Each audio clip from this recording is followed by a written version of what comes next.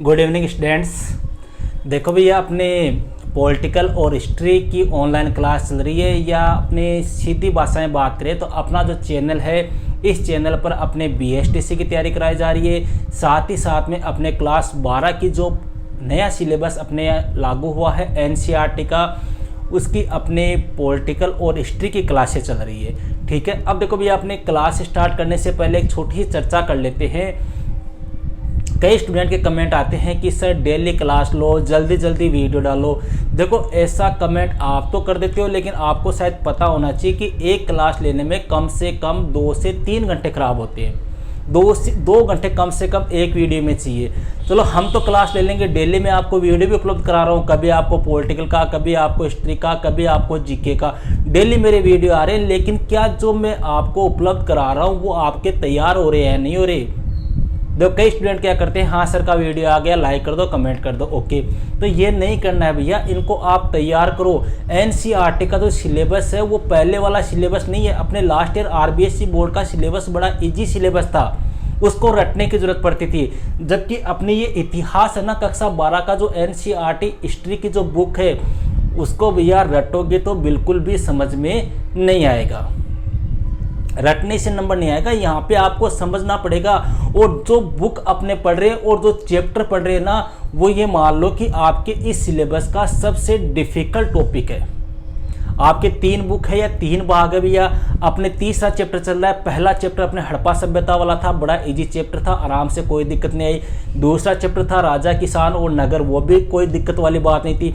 ये तीसरा चैप्टर जो है ना, बंधुत्व, जाति और वर्ग, इसमें कई समानताएं, असमानताएं, जाति भेद, वर्ण, समाज, व्यापार, व्यवसाय, इस प्रकार की कई बातें हैं। तो उनमें थोड़ी सी अपने से झंझलाहट सी महसूस होती है याद करने में, तो इनको आप समझो, ये चैप्टर समझ लो। इसके बाद में आपके जितने भी चैप्टर है सब नॉर्मल चैप्टर है, इजी वे में आपको समझ में आ जाएंगे, कोई दिक्कत नहीं होगी। इसीलिए मैं इस चैप्टर को आपको 2-2, 3-3 टॉपिक में करा रहा हूँ।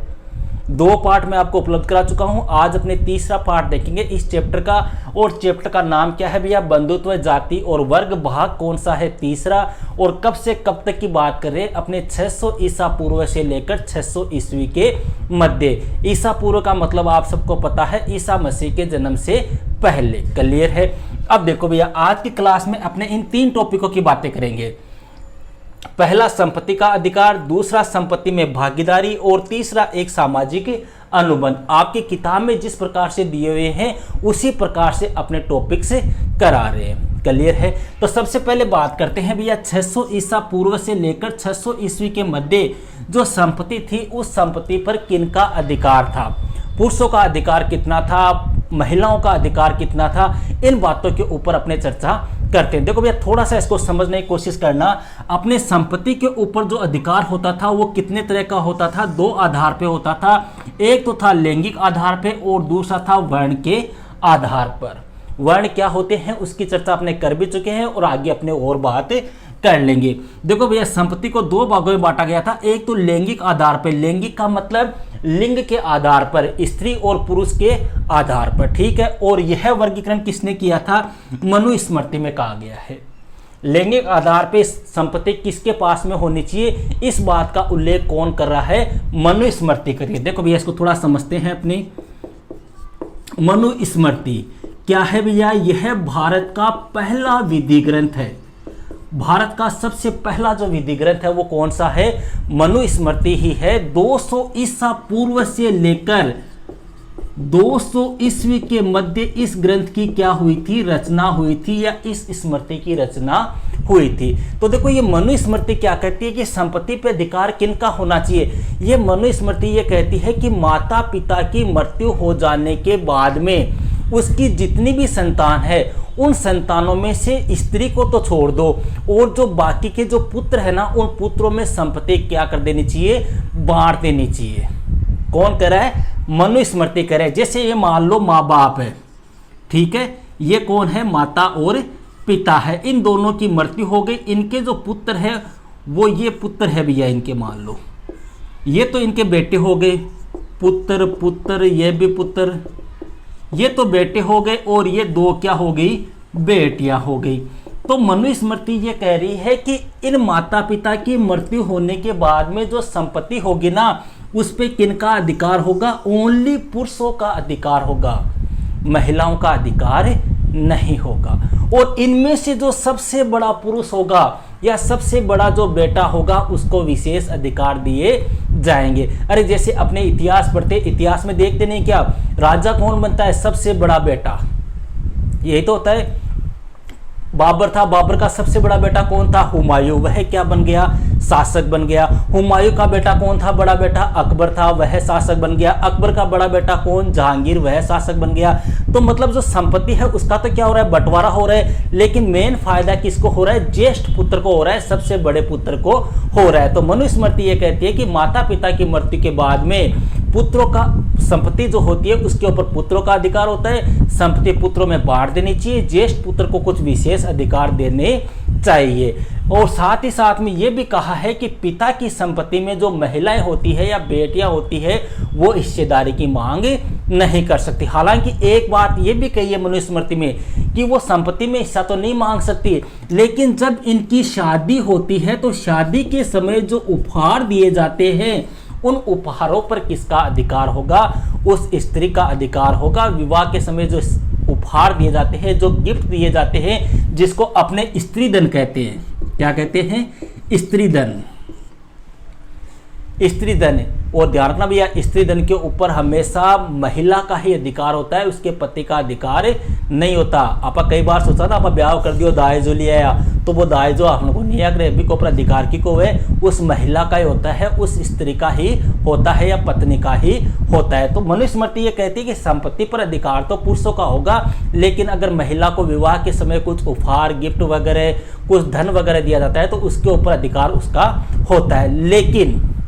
लेकिन कुछ साक्ष्य ऐसे भी मिले हैं भैया अपने, जिनमें महिलाओं, पुरुषों के साथ साथ में महिलाओं का भी संपत्ति पर क्या था? अधिकार था। देखो याद करो, आपको पता हो सेकंड चैप्टर के अंदर मैंने आपको बताया था चंद्रगुप्त द्वितीय जो था उसकी पुत्री थी भैया जिसका नाम था प्रभावती गुप्ता।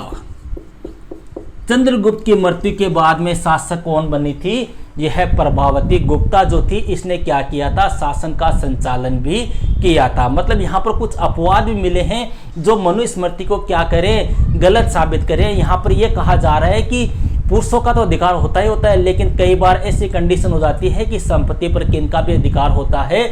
महिलाओं का अधिकार भी होता है। लेकिन कहने का मतलब यह है कि लगभग अपने जमीन है, जायदाद है, धन है, पशु है, इन सभी के ऊपर जो नियंत्रण होता है वो किसका होता है? पुरुष का ही होता है। तो ये तो कौन कह रहा है भैया? अपने मनुस्मृति। तो लैंगिक आधार पर संपत्ति का जो बंटवारा किया गया है उसमें किसका ज्यादा हिस्सा होगा?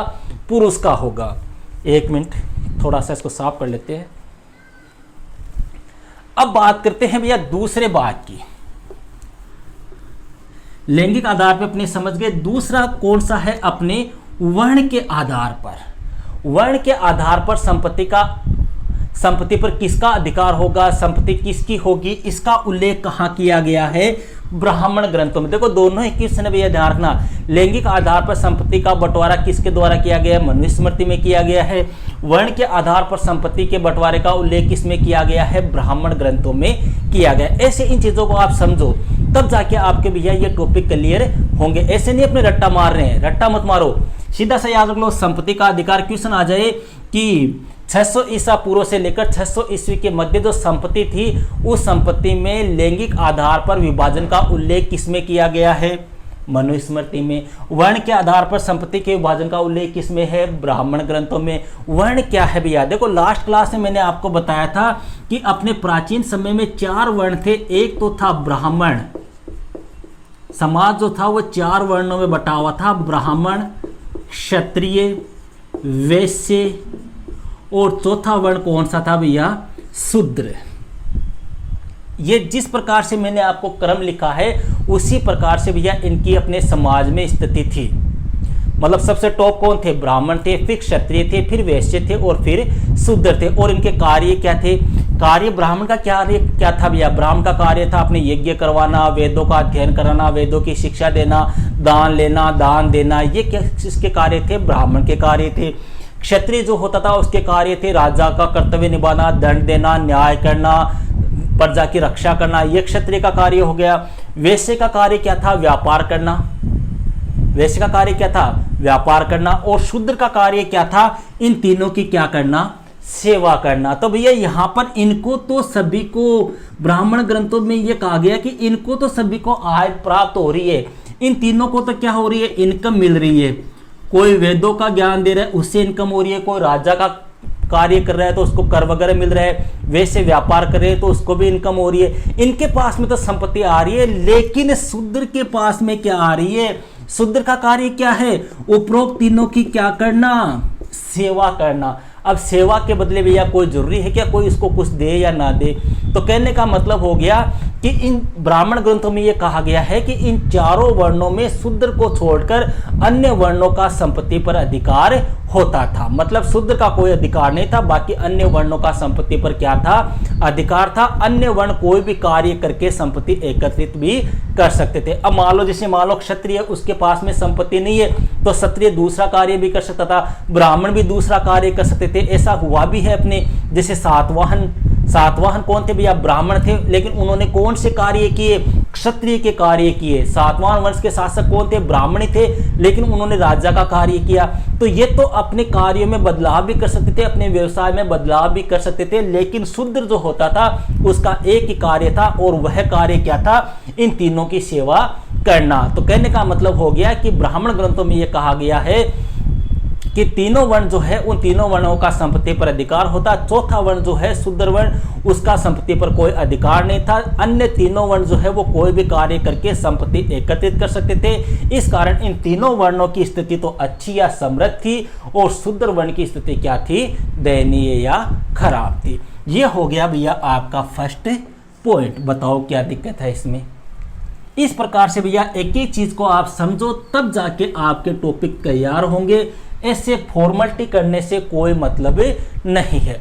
अब भैया अगला अपना बुक के अकॉर्डिंग टॉपिक आ रहा है, एक वैकल्पिक सामाजिक रूपरेखा संपत्ति में भागीदारी। एक वैकल्पिक सामाजिक रूपरेखा संपत्ति में भागीदारी। देखो भैया इसमें अपने क्या कहा गया है? अपने इसमें सबसे पहले एक महाकाव्य की बात की थी जिसका नाम था महाभारत। महाभारत जिसमें 1,00,000 श्लोक है और जिसको वर्तमान में सत्य शास्त्री संहिता भी कहा जाता है। इस महाभारत में यह कहा गया है कि समाज में भैया सदैव वह व्यक्ति प्रतिष्ठित नहीं होता। देखो भैया सीधी सी बात है, समाज में इज्जत किसकी होती है? पैसे वाले की होती है क्या? नहीं होती। महाभारत ये कहती है, वर्तमान में होती होगी, वर्तमान में तो मैं भी ये मानता हूं कि जिसके पास में पैसा है उसके पास में सब कुछ है। देखो किसी एक सांसद ने कहा था एक बार कि पैसा भगवान तो नहीं है, लेकिन भगवान से कम भी नहीं है। आज के टाइम पे जिसके पास में पैसा है उसके पास में सब कुछ है। आज का ये बात है भैया, लेकिन महाभारत समय की अपने बात कर रहे हैं अपने टॉपिक के अकॉर्डिंग। तो इसमें यह कहा गया है कि समाज में वही व्यक्ति प्रतिष्ठित होता है जिसके पास में क्या हो? जिसका अच्छा व्यवहार हो, जिसका अच्छा आचरण हो, जो दूसरों के काम आता हो, जो दयालु स्वभाव का हो, जो दानशील स्वभाव का हो। समाज में सदैव वही व्यक्ति प्रतिष्ठित नहीं होगा जिसके पास में संपत्ति हो। महाभारत ये कहते हैं कि जिसके पास में संपत्ति हो उसका मतलब वह व्यक्ति अच्छा है, यह कोई जरूरी नहीं है। महाभारत क्या करिए कि समाज में जिस व्यक्ति के पास में संपत्ति है इसका मतलब वह व्यक्ति प्रतिष्ठित हो, यह जरूरी नहीं हो है। वह व्यक्ति प्रतिष्ठित होगा जो कैसा है? दानशील है, जो कैसा है? दयालु है, जो दूसरे का क्या करता है? विपत्ति की समय सहयोग करता है, जो दूसरे की विपत्ति के समय सहायता करता है। वह व्यक्ति जो स्वयं के लिए संपत्ति एकत्रित करता है, उस व्यक्ति को महाभारत में अपनी घृणा की नजर से देखा जाता है। मतलब जो व्यक्ति सिर्फ अपने लिए संपत्ति कर रहा है वह महाभारत में घृणा का पात्र है। अब देखो भैया अपने पिछले टॉपिक में बात की थी, पिछले चैप्टर में तमिलकम, इसको ध्यान रखना भैया, ये कई बार अपने क्वेश्चन आया हुआ है। तमिलकम, इस तमिलकम क्षेत्र में भैया कितनी सरदारियां थी? 2000 सरदारियां थी।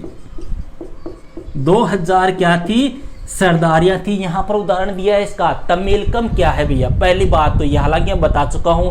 देखो भैया अपने तमिलनाडु, आंध्र प्रदेश और केरल का जो क्षेत्र है उन तीनों को संयुक्त रूप से क्या कहते हैं? तमिलकम। कौन कौन से? तमिलनाडु, आंध्र प्रदेश और केरल, इनको अपने क्या बोलते थे? तमिलकम। 2000 सरदारियां थी। सरदारिया का मतलब छोटे छोटे क्षेत्र थे, छोटे छोटे उनके पास में इलाके थे, छोटे छोटे एरिया थे। जैसे आपको मैंने बताया था सरदारियों में, अपनी ये सरदारियां कहाँ पर थी? दक्षिण भारत में। दक्षिण भारत में मैंने आपको बताया था चेर, चोल, पांडे, ये क्या थी? वहाँ पे सरदारियाँ तो थी। तो यहाँ का जो शासक होता था उसको क्या कहते थे? सरदार कहते थे। तो ये सरदारियाँ जो होती थी, यहाँ के जो शासक होते थे वो क्या करते थे? इन लोगों के पास में जो भी संपत्ति होती, जो भी संसाधन होते, उनका क्या करते? ये मिल बांट कर उपयोग करते थे। क्लियर है? इसको अपने ध्यान रखना है आपको, तमिलकम को। सेकंड टॉपिक आपके क्लियर हो गया है। अब बात करते हैं भैया थर्ड टॉपिक की। देखो, कोई भी अगर आपकी प्रॉब्लम हो तो आप कमेंट के माध्यम से पूछ सकते हो। एक चीज़ और बता दो भैया, अपने देखो एक टेलीग्राम ग्रुप भी बना हुआ है। ग्रुप का नाम है अपने MK हिस्ट्री क्लासेज। अपना जो चैनल है उसी नाम से अपना टेलीग्राम ग्रुप बनाया हुआ है। उसके ऊपर मैं सारी सूचनाएं डालता हूं आपके एग्जाम से संबंधित, कौन सी नई वैकेंसी आई है, कब किस सब्जेक्ट की क्लास होगी, ये सारी न्यूज़ आपको वहां पे मैं उपलब्ध कराता हूं। इसलिए जो भी अपने ग्रुप से नहीं जुड़े हुए हैं वो अपने ग्रुप से भी जुड़ जाए, ताकि आपको बार बार ये पूछना ना पड़े कि गुरुजी आज कौन सी क्लास होगी, कब होगी। मैं सारी न्यूज़ वहाँ पे डालता हूँ कि आज इतनी बजे इसकी क्लास होगी, आज इतनी बजे इसकी क्लास होगी। तो जो स्टूडेंट अपने नए हैं, हालांकि पुराने स्टूडेंट अपने कई जुड़े हुए हैं, जो स्टूडेंट नए अपने चैनल से जुड़ रहे हैं वो टेलीग्राम ग्रुप को भी ज्वाइन कर ले। ओके भैया, अब बात करते हैं थर्ड टॉपिक की, सामाजिक विषमताओं। विषमताओं का मतलब भेदभाव, असमानताएं की व्याख्या। एक सामाजिक अनुबंध किसकी बात है? बौद्ध धर्म। देखो भैया, 600 ईसा पूर्व से लेकर 600 ईस्वी के मध्य जो समाज था, उस समाज में किस प्रकार की विषमताएं थी और इन विषमताओं में किस प्रकार का उन लोगों के मध्य क्या था? अनुबंध था। मतलब समाज में अनुबंध कैसा था, लोग किस प्रकार से रहते थे, उन्होंने क्या सिस्टम अपनाया था। और इसके बारे में अपने को जानकारी कहाँ से मिलती है? बौद्ध धर्म से मिलती है। कहाँ से मिलती है? बौद्ध धर्म। बौद्ध धर्म वही है भैया अपने महात्मा बुद्ध या गौतम बुद्ध वाला। अगली जो क्लास होगी, अपने जो 4th चैप्टर है, उसमें इस बौद्ध धर्म को अपने डिटेल से पढ़ेंगे। यहाँ पर अपने ज़्यादा चर्चा नहीं करेंगे। देखो भैया, बौद्ध धर्म जो है इसके 3 पिटक है। पिटक का मतलब 3 पिटारे या 3 ग्रंथ। बौद्ध धर्म के 3 पिटक हैं, उनमें से एक पिटक है भैया, उसका नाम है सूत पिटक। क्या नाम है? सूत पिटक। इसको आपको याद रखना है। 3 पिटक है। देखो, पहला है सूत पिटक, दूसरा है विनय पिटक और तीसरा है अभिधम्म पिटक। ठीक है, ये सूत पिटक है। इसमें महात्मा बुद्ध की शिक्षा वगैरह, उपदेश वगैरह उनका उल्लेख है। तो देखो भैया, इस बौद्ध धर्म के सूत पिटक में क्या कहा गया? इसमें यह कहा गया है कि प्राचीन समय में या पहले जो मानव था वो कैसा नहीं था? विकसित नहीं था। मतलब उसमें पूरा ज्ञान नहीं था, उसमें पूरा नॉलेज नहीं था। एक प्रकार से बस अपने काम से काम रखता था, कोई किसी प्रकार की दुनियादारी से उसको कोई लेन देन नहीं था। मनुष्य भी विकसित नहीं था और जो वनस्पति जगत है वह भी कैसी थी? अविकसित थी। तो इस समय मनुष्य क्या करता था? उसको जितने खाने की पीने की आवश्यकता होती या जितना उसको चाहिए होता था, जैसे मान लो उसको फल चाहिए, फूल चाहिए, फ्रूट चाहिए या प्रकृति से कोई भी खाने पीने की सामग्री चाहिए, तो मनुष्य इस प्रकृति से उतना ही प्राप्त करता था जितने की उसको क्या होती थी? आवश्यकता होती थी। अरे जैसे मान लो अपने प्रकृति से अपने, जैसे मान लो कोई फल फ्रूट लग रहे, मान लो अपने 2 फल की भूख है, तो अपने उस समय का मनुष्य क्या करता था? 2 फल ही तोड़ता था। ये किस में कहा गया है? सूत पिटक में कहा गया है। ठीक है, कि उस समय जो मनुष्य था वो पूर्णतः विकसित नहीं था। वनस्पति जगत में क्या था? अविकसित था। सभी लोग या जीव जो है वो निर्बाध रूप से शांति के साथ में रहते, तब प्रकृति से उतना ही ग्रहण करते जितने की उनको क्या होती? आवश्यकता होती। लेकिन धीरे धीरे धीरे धीरे समय बदलता गया और समय के साथ में भैया मनुष्य भी क्या होता गया? बदलता गया और यह व्यवस्था क्या हो गई? समाप्त हो गई। अब यहाँ पर आवश्यकता का स्थान किसने ले लिया? मनुष्य के लालच ने ले लिया। मनुष्य के क्या आ गया, लालच आ गया, मनुष्य क्या हो गया, स्वार्थी हो गया। अब वह उतना ग्रहण नहीं कर रहा था जितने की उसको आवश्यकता थी, अब वह आवश्यकता से ज्यादा ग्रहण करने लग गया, और आवश्यकता से ज्यादा ग्रहण करने के कारण भैया समाज में क्या फैल गई, बुराइयां फैल गई। तब जितने भी लोग थे उन लोगों ने बैठकर एक फैसला किया, उन लोगों ने बैठकर एक मीटिंग की, और उस मीटिंग में यह फैसला किया कि हमें किसी एक ऐसे मनुष्य का चयन करना चाहिए जो ऐसे लोगों को दंडित कर सके, ऐसे लोगों को सजा दे सके जो क्या करते हैं, लालच करते हैं, समाज में गलत कार्य करते हैं, समाज के लोगों को प्रताड़ित करते हैं। हमें ऐसे लोगों को सजा देने के लिए, ऐसे लोगों को दंड देने के लिए किसी व्यक्ति का क्या करना चाहिए, चयन करना चाहिए, और उस व्यक्ति को उसके बदले में हम क्या देंगे, चावल का अंश देंगे। ध्यान रखना भैया इसको, जिस व्यक्ति का हम चयन करेंगे उसको क्या देंगे, चावल का अंश देंगे, और उसको एक उपाधि भी देंगे, और वह उपाधि क्या होगी, महासम्मत। तो इस स्टोरी से आप मतलब समझ गए होंगे कि ये किसके चयन की बात कर रहे हैं। ये कह रहे हैं कि हमें हमारे लिए एक क्या चुनना चाहिए, राजा चुनना चाहिए, जो गलत कार्य करने वालों को दंडित कर सके, उनको सजा दे सके, समाज की रक्षा कर सके। ऐसा क्या होना चाहिए, एक राजा होना चाहिए। उसको हम क्या देंगे, चावल का अंश देंगे। भैया यहाँ पर कई बार क्वेश्चन पूछते हैं कि चावल का अंश से क्या तात्पर्य है। तो चावल के अंश का मतलब हो गया कर या टैक्स। मतलब जो राजा होता है उसको हम क्या देते हैं, कर देते हैं, उसको टैक्स देते हैं, और साथ ही साथ में उस राजा को कौन सी उपाधि दी जाएगी, महासम्मत। दोनों चीजें आपको ध्यान रखनी है भैया, दोनों क्वेश्चन है, सूत पिटक भी आपके क्या है, क्वेश्चन है। क्लियर है। तो इस कथा से अपने क्या सारांश निकलता है, इस कथा से यह सारांश निकलता है कि भैया किसी भी सामाजिक और आर्थिक अनुबंध के लिए मुख्य रूप से जिम्मेदार जो होता है वो कौन होता है, मनुष्य के कर्म होते हैं। पहले मनुष्य के कर्म ऐसे थे कि उसको जितनी आवश्यकता थी वह उतना ही ग्रहण कर रहा था, लेकिन बाद में मनुष्य के कर्म बदल गए, उसके मन में क्या आ गया, लालच आ गया। लालच आने के बाद में लोगों ने डिसाइड किया कि क्या होना चाहिए, एक राजा होना चाहिए, उसको हम क्या देंगे, चावल का अंश देंगे, उसकी उपाधि कौन सी होगी, महासम्मत होगी। तो यह कथा जो है वो क्या दर्शा रही है कि अपने समाज में जो सामाजिक विषमताएं होती है, जो सामाजिक अनुबंध होता है, उसके लिए मुख्य रूप से कौन जिम्मेदार होता है, व्यक्ति के कर्म, व्यक्ति के कार्य जिम्मेदार होते हैं। आज की क्लास में भैया अपने इतना ही, जो चौथा पार्ट होगा उसमें यह चैप्टर कंप्लीट कर दिया जाएगा। ओके भैया, दैट्स ऑल।